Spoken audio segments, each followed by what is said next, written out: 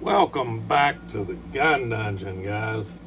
Loading up some dirty 30 here. Got a few loaded rounds here I can show you. Some of these 170 grain interlock. I think they're interlocks. Yeah, interlock Hornady.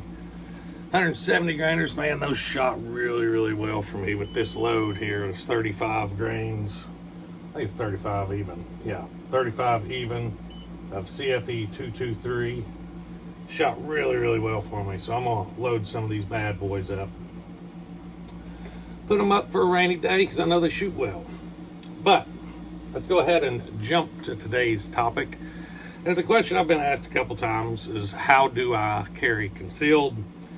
And I've tried several different ways. A lot of times in the summertime I carry pocket carry, a lot of times.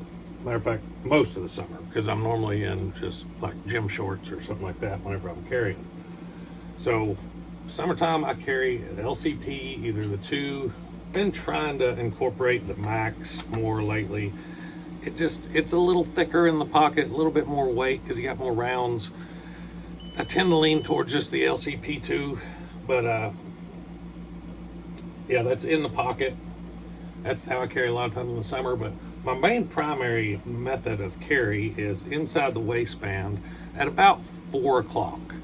Now, used to, whenever I was fat, still not fat, but when I was fatter, I carried more towards the hip, more around the 3 o'clock, 3:30 area, more towards my hip bone.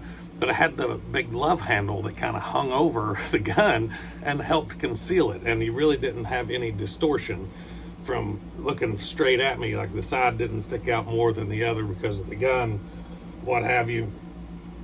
So I didn't have any issue when I had more meat on my bones. But I noticed whenever I started losing weight that it was becoming very noticeable with just a t-shirt inside the waistband at about 3:30 around my body. So I tried appendix carry for a while. I could conceal well appendix carry as long as I got the holster adjusted correctly, getting the ride height. It's very important whenever you're doing appendix to get your holster adjusted correctly. I found that out, but it just never really got fully comfortable for me. Like, I could conceal well, but it wasn't comfortable, and it would wear out my pelvic bone, like down towards my pubic bone, I guess you'd say. The muzzle of the gun, the end of the holster, whatever, even short guns would still do it, especially if I was sitting or driving or anything like that. It was definitely a no-go for me. So what I ended up doing was going back to inside the waistband, more towards the side, but I found that pushing it further back on around my hip allowed me to conceal a little bit better, and it wasn't too terribly uncomfortable either. So I would push it more back towards my rear end, I guess, and it would kind of bring it around my body. And I found also that using a holster with the claw feature, which is typically for appendix carry, worked out really well for me whenever I moved it towards the rear, because it would suck the butt of that gun further in towards your body. So for me, that worked out a little bit better. So that's what I do typically now. I used to use the hybrid style holsters with the leather back and the Kydex cup, kind of like the crossbreeds first came out with. And those are really good secure holsters. Don't get me wrong, you can adjust the can, super adjustable, but that's just a lot of holster. And I found myself moving further away from those and going more towards just the Kydex, the simpler Kydex versions of holsters, like the Vetter Light Tuck. I really like that holster.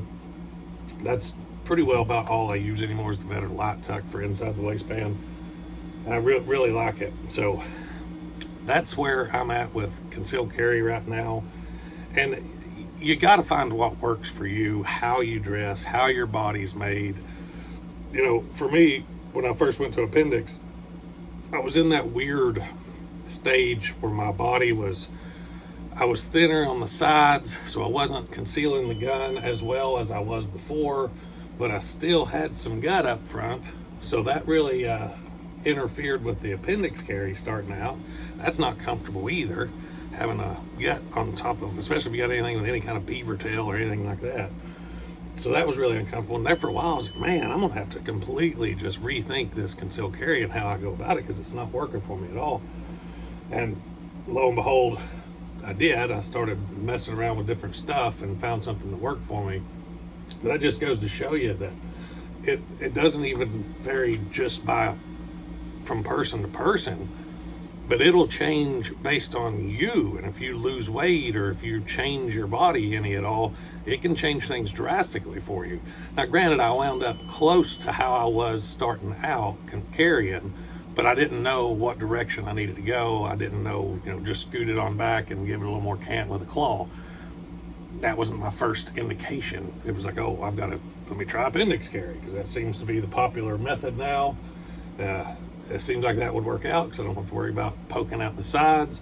Because that was a big issue, was the concealment. Like, for me, like, I was getting thinner in the waist, and my waist would come up like this, but where I'd have the gun be like, and this side would be straight, and I'd have the over here. So it was very noticeable to me anyways. Probably wasn't to other people that wasn't looking for it, but to me, it was very noticeable. And that's probably something that I kind of overthought too. And I think a lot of people do that, especially concealed carry. You overthink, oh, am I printing? Am I not printing? And most of the time, people, unless they're gun people too, they don't even look for that stuff. They really have no idea what to even look for. So it's probably something that is overthought more often than not.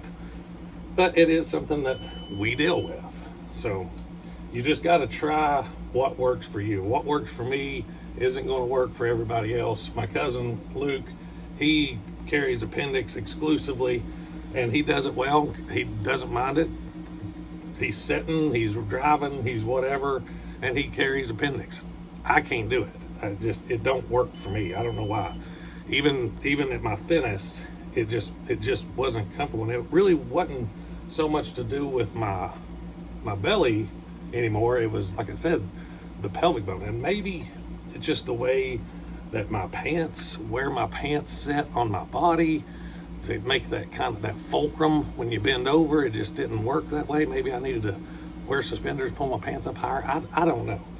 But something with the combination of what I was doing wasn't working for me. So you just got to find what works for you. Try some different things. If you don't have a drawer full of holsters that you don't use, you haven't tried enough options for concealed carry. Sadly, that's just the cold hard fact. You may get lucky on the first couple and find what works for you. But if you haven't tried several, you're always going to be wondering, is there a more comfortable, more concealable option out there? Because I know I was. But anyways, find what works for you. Start with the cheap stuff. Like when I first started carrying appendix, I bought a couple cheap appendix holsters just to try it out, to see if it was even going to be plausible. And I thought, okay, I can do it. So I bought a good one, and still really didn't change a whole lot from the cheap holster to the good one. And I just found out that it just did not work for me. Man, there we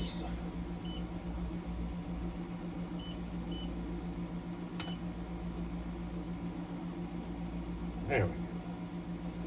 This thing's been giving me fits lately. I don't know if I need to recalibrate it or what. I got some check weights here. I might need to recalibrate this thing.